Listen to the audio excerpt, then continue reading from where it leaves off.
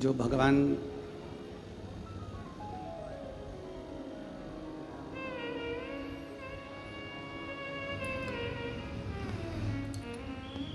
देवादिदेव महादेव की कृपा से, करुणा से, उदारता से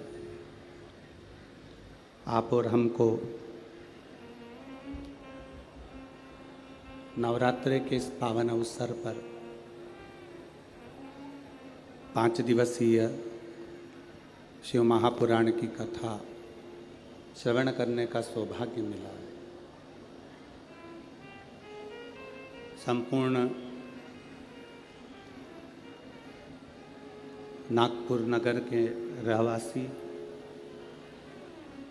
एवं संपूर्ण क्षेत्रवासी आप सभी बड़े भाग्यशाली हैं, किस्मत वाले हैं जो नवरात्रे में ये बाबा की कथा आपके दरवाजे तक पहुंची है।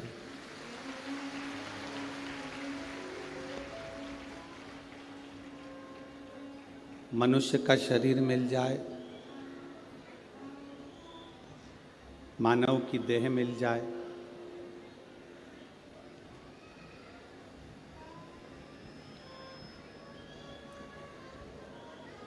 तो ये समझिएगा कि ये कहीं ना कहीं भगवान की कृपा हुई है, उनकी दया हुई है और उस दया के बल पर ये हमको शिव महापुराण की कथा श्रवण करने का सौभाग्य मिला है।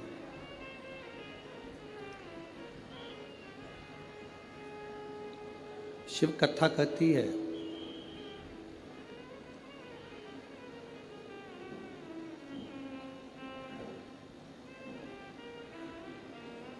शिव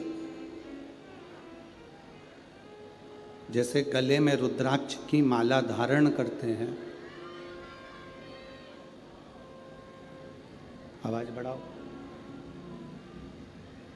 शिव जैसे गले में रुद्राक्ष की माला धारण करते हैं और वो रुद्राक्ष केवल भगवान शंकर के लिए शंकर जी नहीं पहनते, वो रुद्राक्ष भगवान शिव संपूर्ण विश्व के कल्याण के लिए धारण करते हैं, संपूर्ण विश्व के उद्धार के लिए। अब आप विचार करेंगे कि शंकर भगवान रुद्राक्ष पहने हैं और उसमें विश्व का कल्याण कैसे है। शिव जी रुद्राक्ष धारण करे हैं, उसमें विश्व का कल्याण कैसे निश्चित हो सकता है।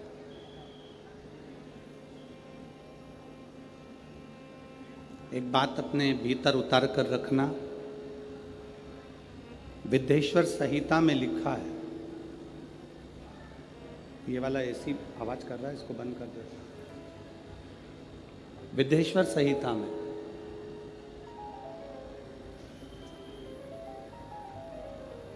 शिव महापुराण की विद्येश्वर संहिता कहती है,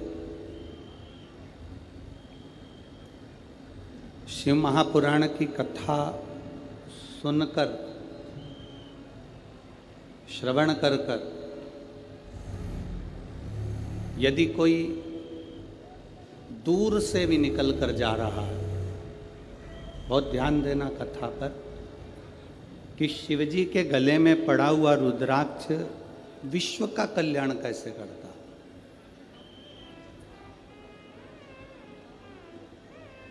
विद्येश्वर संहिता कहती है कि अगर कोई भूलवश भी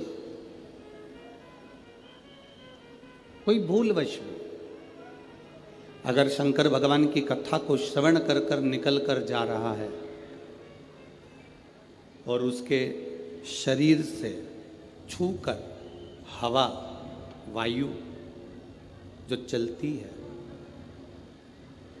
उसके शरीर से छूकर जो वायु निकलती है, जो हवा चलती है, चलती हुई हवा यदि उसके शरीर से भी छूकर निकल गई और जितनी जितनी दूर जहाँ जहाँ तक वो हवा जाती है वो पवन जाती है, वो वायु जाती है, और उस हवा के क्रम में जितने जितने जीव आ जाते हैं, चाहे मनुष्य हो, जलचर हो, थलचर हो, वायुचर हो, जो जीव आ गया, शिव पुराण कहती है उनका दूसरी बार जन्म नहीं होता, वो संसार सागर से मुक्त हो जाता है।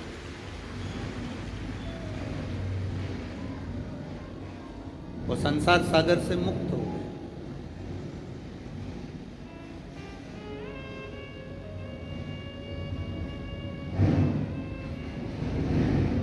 शिव जी के गले में रुद्राक्ष की माला है, शंकर जी के गले में रुद्राक्ष पड़ा हुआ है, मस्तक पर चंद्र है, गले में सर्प है, मृगछाला पहने हुए हैं। ये मेरे बाबा ने जितना जितना स्वरूप बनाया है, मेरे बाबा जितना जितना श्रृंगार ये करे हैं, ये संपूर्ण जगत के उद्धार के लिए करे।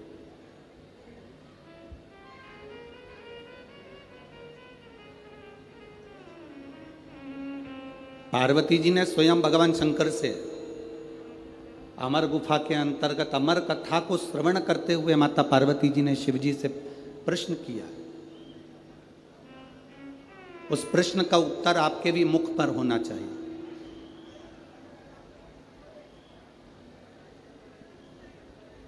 उस प्रश्न का उत्तर आपकी भी जिंदगी में होना चाहिए। हम तो कहते हैं अगर आमदार माननीय मोहन गोपाल राव जी मते जी ने, सो सविता मोहन जी मते जी ने, अगर ये आमदार जी की पूरी मित्र मंडली ने अगर ये कथा करवाई है, तो उस कथा का सार तत्व ही यही है जो इस कथा के रस को जान गया।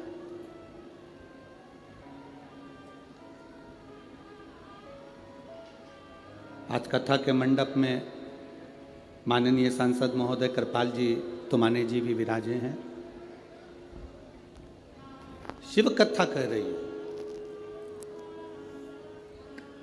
एक प्रश्न माता पार्वती जी ने भगवान शंकर से कहा, अमरनाथ की गुफा में हम प्रवेश करें ना करें, अमरनाथ जी का दर्शन करने हम पहुँचे ना पहुँचे, अमरनाथ जी का हमने कभी दर्शन किया ना किया, हम कभी अमरनाथ दर्शन के लिए पहुँचे ना पहुँचे, पर ये प्रश्न और इसका उत्तर आपके भीतर होना चाहिए। ये प्रश्न भी हो और इसका उत्तर भी। पार्वती जी ने शिव जी से प्रश्न किया, बाबा, प्रभु, स्वामी, आपके शरीर पर जो वस्तु आपने धारण करी है, मैं 5 वस्तुओं को, पार्वती जी कहती हैं, आपसे पूछना चाहती हूं। केवल 5 वस्तु का मैं महत्व जानना चाहती हूं। एक, आपके गले में पड़ा हुआ रुद्राक्ष, दूसरा गले में पड़ा हुआ सांप, तीसरा मस्तक पे लगा हुआ चंद्र, चौथा मस्तक पे रखी हुई गंगा, और 5वां कंठ में पड़ा हुआ विष। ये 5 चीजें जो आपके पास में विराजमान है,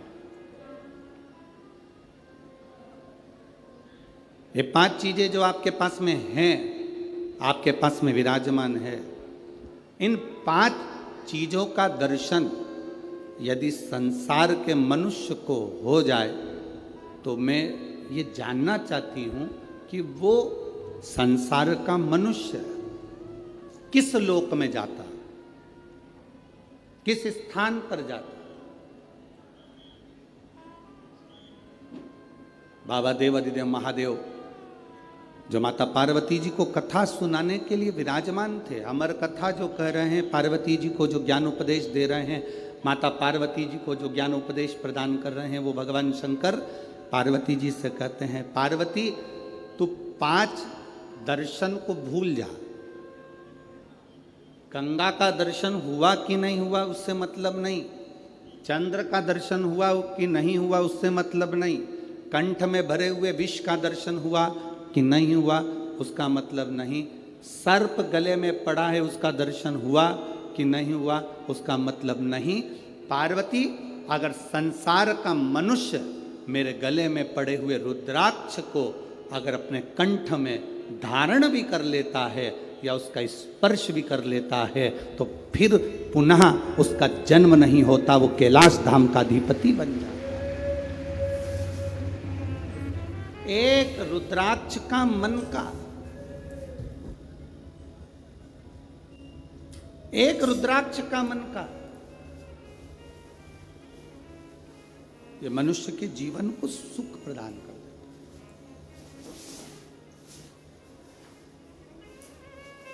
बाजार में बहुत सारी गाय रोड पर मिलती है। बोलो री नागपुर की जीजियों, सही है। और जितने जीजा उन बैठे हैं वो भी बोल दो, सही है। बहुत सारी रोड पर गाय मिलती है, बगीचे में गाय मिलती है, जंगल में गाय मिलती है।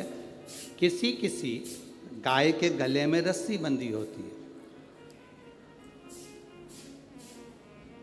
रस्सी बंधी है मतलब ये गाय किसी ना किसी की है। बोलो री नागपुर वाली जी हाँ, सही है। और जिस गाय के गले में रस्सी नहीं है, जिस गाय के गले में रस्सी नहीं बंधी हुई है, तो वो कह देते हैं ये किसी की गाय नहीं है, लावारिस है, फिर रही है, जंगल में घूम रही है, ये लावारिस है। जिसके गले में रस्सी बंधी है मतलब उसका कोई ना कोई वारिस है। जिसके गले में पट्टा बंधा हुआ है मतलब उसका कोई ना कोई वारिस, बोलो बोलो जम के बोलो जरा, है।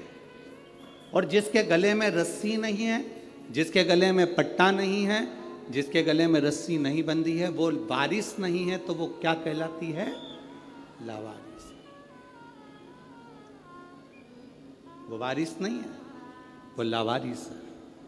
शिव महापुराण की कथा कहती है, जिसके गले में रुद्राक्ष है, जिसके गले में तुलसी का मन का है, जिसके गले में तुलसी की माला या रुद्राक्ष की माला है, समझ लेना उसका वारिस भोलेनाथ और नारायण विराजमान,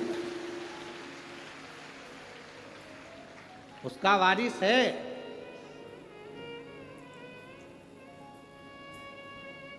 आप सोने के कितने भी आभूषण पहन लो, चेने पहन लो, कितना सुंदर आभूषण धारण कर लीजिए, कितने भी हीरे के हार पहन लो, वारिस नहीं कहलाएगा।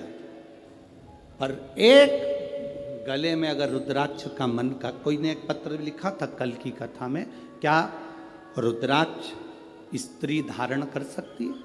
क्यों नहीं? कोई ऐसी पुराण लाकर बता दो जिस पुराण में लिखा है कि नारी रुद्राक्ष नहीं पहन सकती।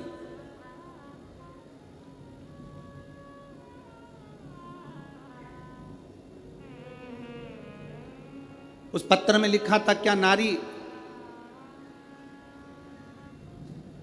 क्या स्त्री भगवान शंकर के शिवलिंग का स्पर्श कर सकती है? क्या नारी स्त्री भगवान शंकर के शिवलिंग का स्पर्श कर सकती है? कोई ऐसी एक पुराण लाकर बताओ जिसमें लिखा हो कि नारी शंकर भगवान के शिवलिंग का स्पर्श नहीं कर सकती। अगर नारी शंकर भगवान के शिवलिंग का स्पर्श नहीं कर पाती तो आप ही के महाराष्ट्र की, आप ही के मराठवाड़ा की, आप ही के महाराष्ट्र की मां अहिल्याबाई होलकर, जिसके हाथ में शिवलिंग रखा रहता था, आप ही के मराठवाड़ा की, आप ही के महाराष्ट्र की मां अहिल्याबाई होलकर, जिनके हाथ में हमेशा शिवलिंग रखा हुआ था।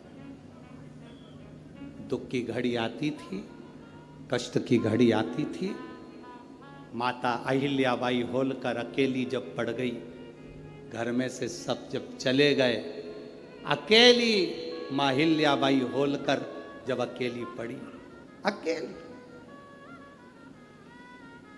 और चारों तरफ से उपद्रवियों ने अपना अपना आक्रमण कर दिया। सेना बना के तैयार कर कर सारे उपद्रवी तैयार हो गए। इधर से कोई सेना तैयार कर रहा है, उधर से कोई सेना तैयार कर रहा है।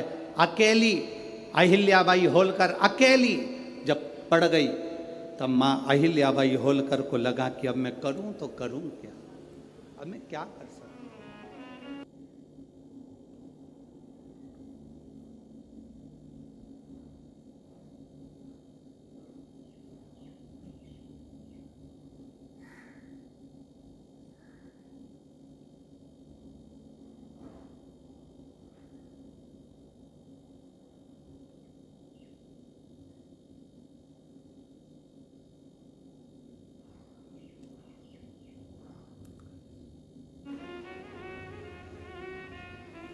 माता अहिल्याबाई होलकर ने अपने सैनिकों को बुलाया, अपने मंत्री महामंत्री को बुलाकर कहा कि चारों तरफ से सेना आ रही है, एक भी ऐसी स्थान नहीं जहां से सेना आक्रमण नहीं कर रही है। चारों तरफ से सेना तैयार बैठी है और कूच कर चुकी है, आने की तैयारी हो गई है।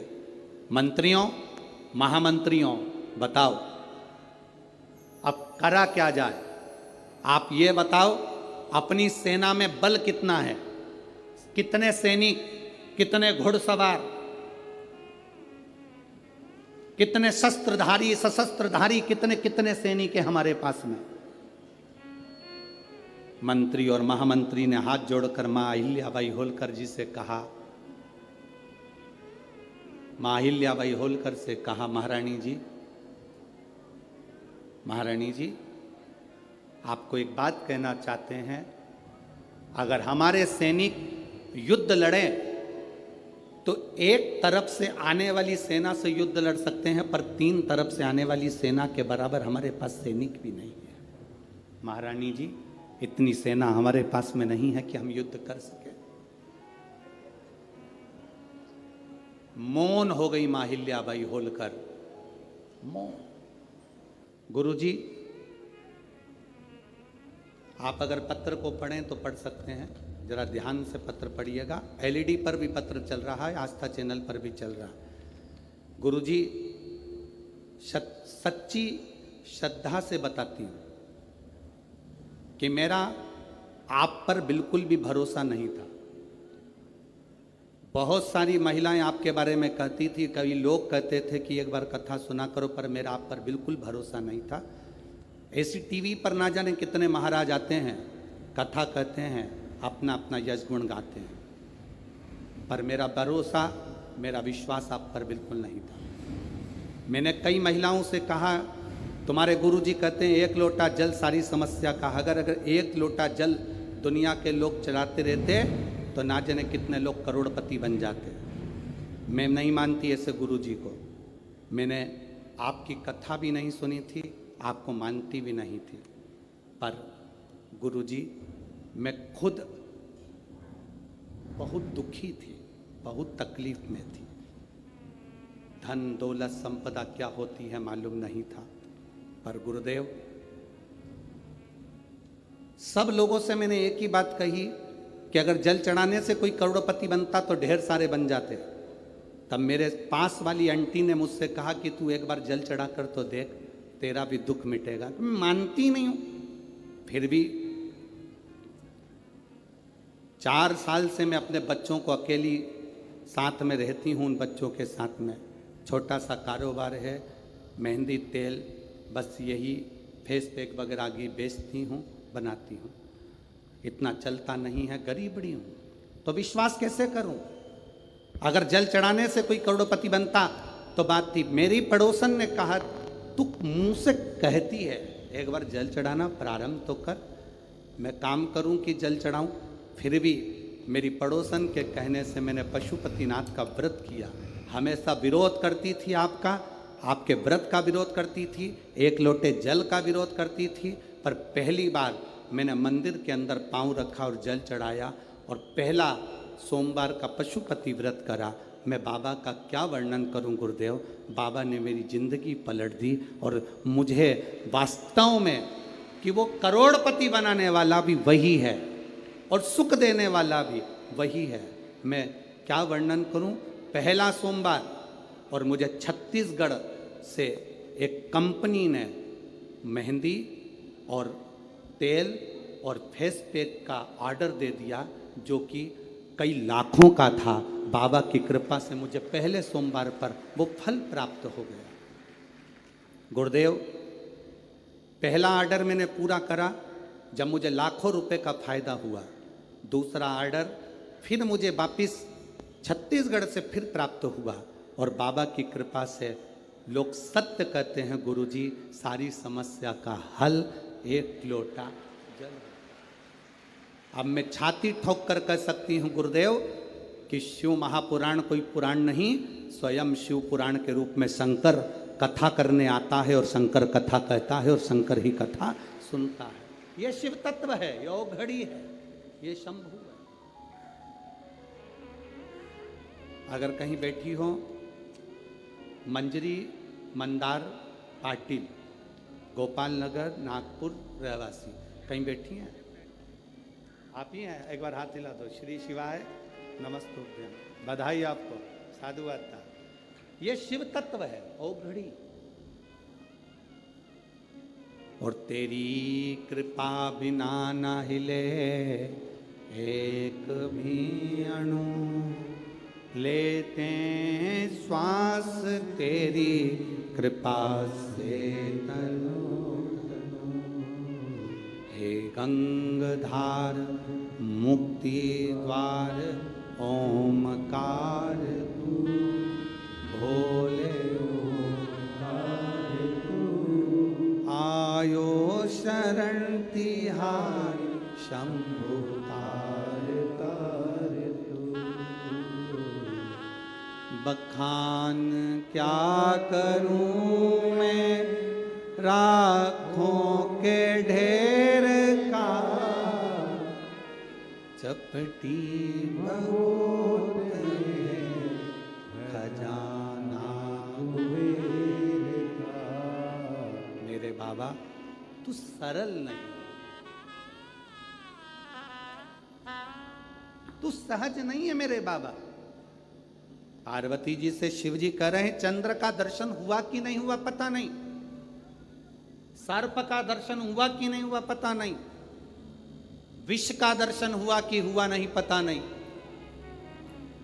गंगा का दर्शन हुआ कि ना हुआ पता नहीं, पर एक रुद्राक्ष का भी दर्शन भूलवश भी अगर जीव धारण कर लेता है तो वो सहज नहीं रहता। शंकर कहते हैं उसमें मेरा एक अंश उसके अंदर प्रविष्ट रहता है। एक रुद्राक्ष, जिस गाय के गले में रस्सी है वो उसका वारिस है, जिस गाय के गले में पट्टा बंधा है उसका वारिस है।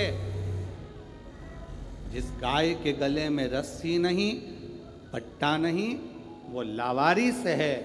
उसी तरह जिसके गले में रुद्राक्ष है, शंकर उसका वारिस है। जिसके गले में तुलसी है उसका मेरा पांडुरंगा हरि विठ्ठल, मेरा पंडरीनाथ, मेरा हरि विठ्ठल उसका वारिस है, मेरा हरि उसका वारिस है।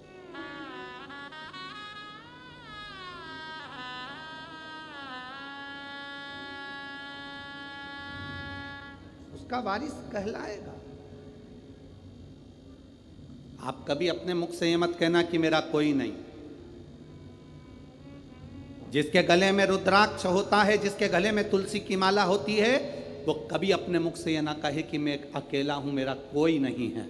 जिसके गले में रुद्राक्ष होता है उसके साथ शंकर और 33 कोटि देवता होते हैं। जिसके गले में तुलसी का मन का तुलसी की माला होती है उसके साथ पांडुरंगा हरि विठ्ठल, मेरा नारायण और सारे देवता होते हैं। सब हैं आपके साथ।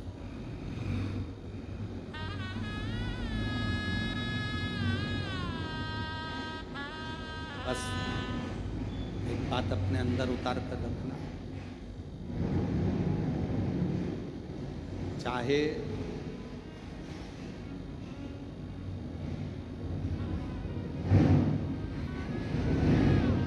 घर में फर्नीचर कम होगा चल जाएगा। क्या कम होगा? बोलो बोलो जम के बोलो जरा। फर्नीचर, घर में फर्नीचर कम होगा चलेगा, पर आपके नेचर कम होगा नहीं चलेगा। नेचर प्रबल रखिए।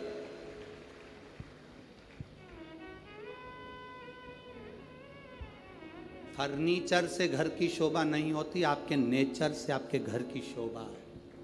आप क्या नेचर रखते हो, आपका व्यवहार क्या रखते हो, आपके चेहरे पर कितनी स्माइल है, आपके चेहरे पर कितनी मुस्कान है, आपके बोलने का तरीका क्या है, आपके अंदर कितनी नम्रता है, वो देखा जाता है।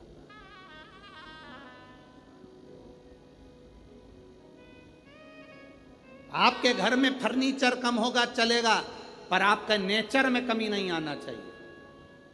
नेचर कम नहीं होना चाहिए। जितनी नम्रता दे सकते हो, जितनी करुणता दे सकते हो उतनी दीजिए, जितना प्रेम रख सकते हो उतना दीजिए।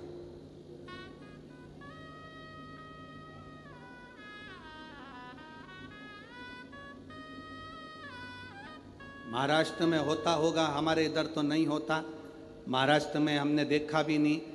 यहाँ पर जमीन कड़ली हो जाती है, बहुत कठोर हो जाती है, उसमें बीज डालोगे तो उग जाएगा क्या? अरे बोलो तो जम के नहीं। फिर तो तुम भी हमारे उधर के हो गए। देख लिया, शांति नहीं आई। गाड़ी बदल कर देख ली, शांति नहीं आई। किसी ने कह दिया घर की दिशा चेंज कर लो, वो बदल ली। किसी ने कहा बाथरूम बदल लो, कोई ने कहा सीढ़ी बदल लो, कोई ने कहा रसोई घर बदल लो, कोई ने कहा दुकान बदल लो, कोई ने कहा व्यापार बदल लो, कोई ने कहा गाड़ी बदल लो, कोई ने कहा पहनने का तरीका बदल लो, कोई ने कहा कपड़े बदल लो। सब कुछ बदल कर देख लिया, कुछ फायदा नहीं हुआ। अब एक बार शिव महापुराण की कथा मानो, कुछ मत बदलो। जिस घर में रह रहे हो उसी में रहो, जो व्यापार कर रहे हो उसी को करो। बस अपने नेचर को थोड़ा सा बदल लो, सब कुछ अच्छा हो जाए। बोल बम का नारा है। इतना धीमा बोलोगे तो कल्याण तुम्हारा है। अच्छे से बोलो जरा, बोल बम का नारा है। सारी समस्या का हल शिव तत्व को पाना। हम अंदर से कठोर बन गए, बहुत कठोर। अब इतनी भीतर की कठोरता हमारे भीतर विश्वास कैसे पैदा करें? हमारे भीतर भक्ति कैसे पैदा करें? हमारे भीतर नम्रता कैसे पैदा करें? शिव जी से पार्वती जी ने पूछा कि आपके ये 5 चीजों का दर्शन जीव को क्या देता है? शंकर भगवान कहते हैं इन 5 का दर्शन आप कर पाए ना कर पाए, केवल एक दर्शन भी अगर आपने कर लिया। काय का दर्शन? जम के बोलो जरा। रुद्राक्ष। महिलाएं पूछती हैं क्या रुद्राक्ष स्त्री पहन सकती है? क्यों नहीं?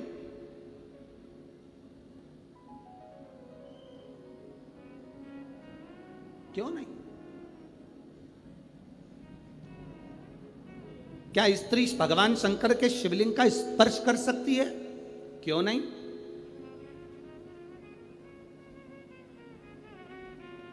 बस रजस्वला धर्म के समय पर स्पर्श ना करें, रजस्वला धर्म के समय पर भगवान को छुए ना, मंदिर देवालय शिवालय ना जाए।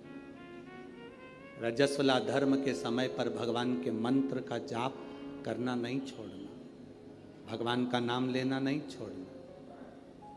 कोई ने कहा गुरुजी हमने तो सुना है कि रजस्वला धर्म के समय पर नारी भगवान का नाम भी नहीं ले सकती। हमने कहा रजस्वला धर्म